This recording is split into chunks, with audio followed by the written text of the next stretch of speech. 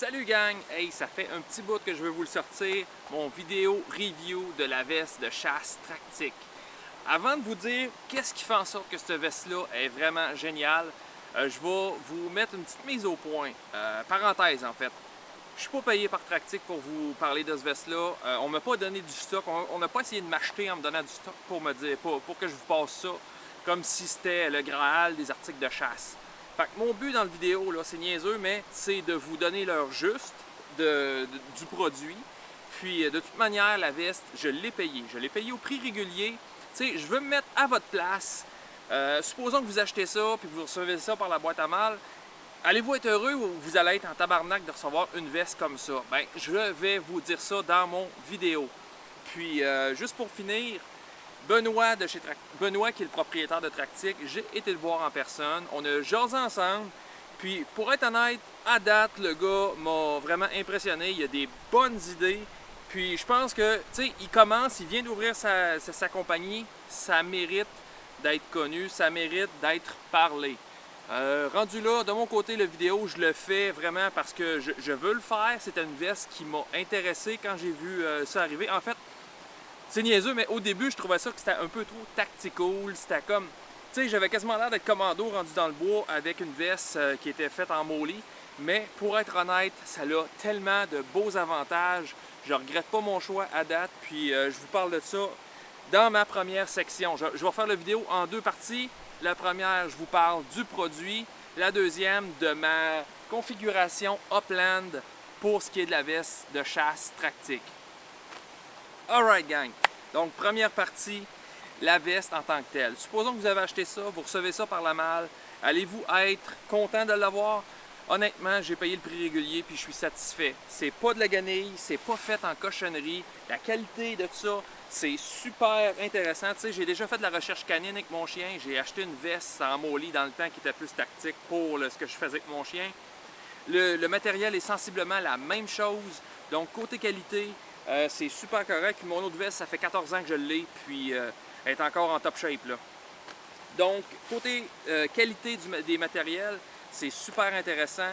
Puis Benoît, dites-vous qu'il a fait beaucoup de recherche et développement là-dedans, dans le sens que, tu sais, il a fait faire plusieurs prototypes au niveau de la couleur, au niveau du type de matériel, pour que ce soit un matériel qui est plus silencieux qu'un autre.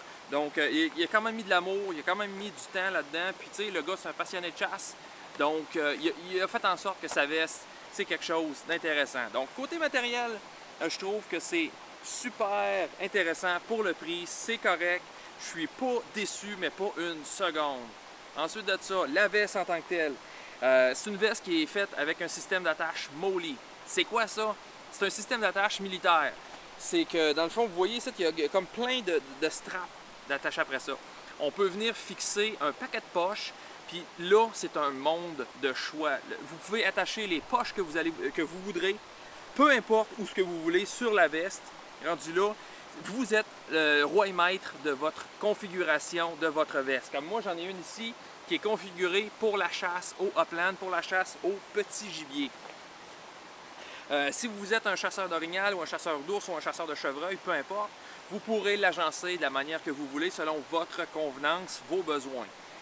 Puis le système molly, c'est quelque chose de... Tu sais, si vous ne connaissez pas trop ça, c'est comme une espèce de strap qui va passer au travers de ça et aussi au travers de la poche. C'est comme tressé.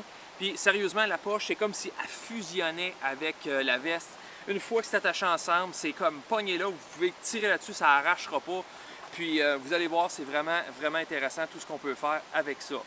À part le système molly, qu'est-ce que cette veste offre d'autre? À l'intérieur, vous avez, pour les deux panneaux avant, de chaque côté, vous avez du rangement. C'est fait en mèche, puis vous êtes capable de rentrer quelque chose à l'intérieur de ça, puis c'est barré de même. Fait que vous pouvez mettre ce que vous voulez, portefeuille, je sais pas moi, peu importe ce que vous voulez mettre en dedans, qui sera peut-être pas au contact de l'appui, ça peut être de quoi pour faire un feu, ou peu importe ce que vous voulez, c'est une poche, il y a du rangement, puis c'est barré là avec un zipper, donc il n'y a pas de danger que ça sorte pour le fun, à moins que vous laissiez le zipper ouvert, bien sûr.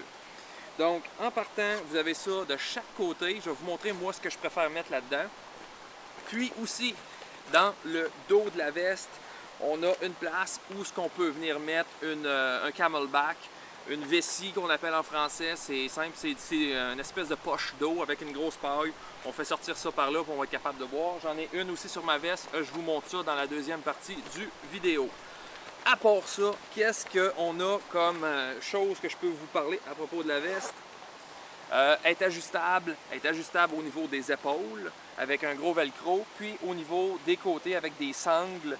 Il y a 4 sangles de chaque bord qu'on peut ajuster. Donc, peu importe votre gabarit corporel, ou si jamais vous sortez l'hiver, vous avez 3-4 couches de linge chez épais au bout, bien, vous allez être capable de l'agrandir, puis elle va pouvoir s'ajuster selon vos besoins en grandeur.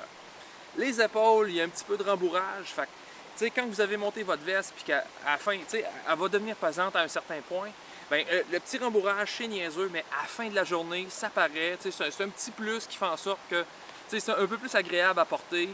Puis, vous allez voir, ma veste est quand même pesante. Je sens pas pantoute le poids qu'il y a là-dessus. C'est vraiment, vraiment impressionnant. Sur les épaules, on a 2 petits D-loops. C'est en plastique.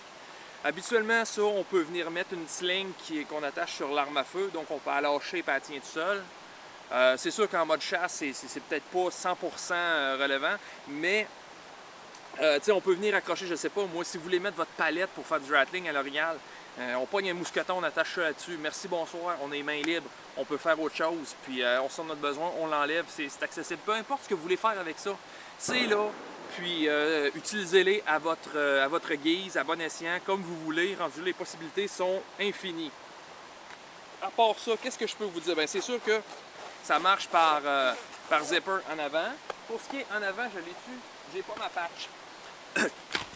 Wow, mon beau fusil. Pour ce qui est en avant, il y a du velcro aussi. Donc, on peut venir pogner, mettons, une patch, comme la patch un gars dans le bois. Bien fixer ça là, ça tient là. Peu importe la patch que vous voulez mettre, il y a possibilité de venir mettre votre écusson que vous voudrez là-dessus, sans problème. Puis finalement, y a-t-il une chose, je pense que j'ai oublié de parler d'une chose. Ah oui, c'est vrai, pour les sangles d'ajustement ici, je sais pas si vous voyez, mais il y a un élastique noir. Dans le fond, c'est que une fois que vous aurez ajusté votre veste, vous êtes capable d'enrouler ça, puis venir barrer ça avec le petit élastique noir, question que ça ne flacote pas de même de tout bord, tout côté.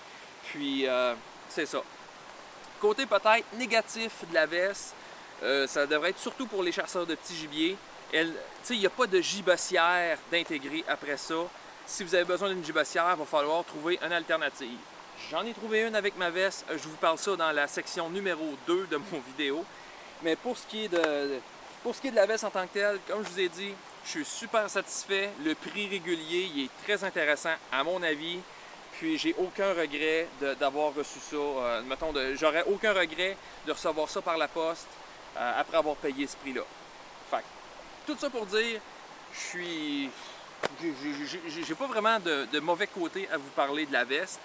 Puis c'est ça. Fait que, comme je vous dis ça pour que vous ayez l'heure juste. Je vous donne mon avis. C'est sûr que ça peut vous influencer positivement autant que négativement. Je suis pas là pour vous rentrer ça dans le fond de la gorge.